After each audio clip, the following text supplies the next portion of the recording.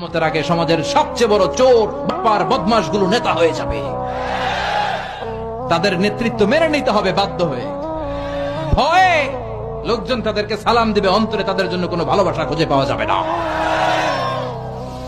প্রতিটা কথা বিশ্বনবী কেমন যেন বাংলাদেশ দেখে দেখে বলছেন।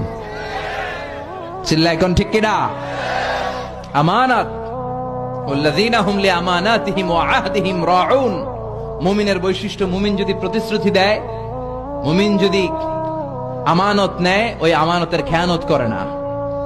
আমানত এটা একটা ব্রড বিষয়। আল্লাহ আমাকে সম্পদ দিয়েছে, এই সম্পদ আমার কাছে আমানত। আল্লাহ আমার ব্যক্তিত্ব দিয়েছে, এই ব্যক্তিত্ব আমার আমানত। আল্লাহ আমাকে ছেলে মেয়ে দিয়েছে, এটা আমার কাছে আমানত। আমার স্ত্রী আমার কাছে আমানত। যিনি মসজিদের ইমাম, পুরো মসজিদটা আপনার কাছে আমানত। যিনি হাই স্কুলের হেডমাস্টার, আপনার পুরো প্রাইমারি স্কুল, আপনার হাই স্কুল আপনার কাছে আমানত। যিনি চেয়ারম্যান, তার কাঁধের উপরে তার এলাকাটা আমানত। যিনি মেম্বার অফ দ্য পার্লামেন্ট, পুরো নির্বাচনী এলাকাটা তার কাছে আমানত। যিনি প্রধানমন্ত্রী, পুরো দেশটা তার কাঁধের উপরে আমানত। যার দায়িত্ব যত বড়, তার আমানতের খেয়ানত করে, এটা মুনাফিকের লক্ষণ। কথা বলেন।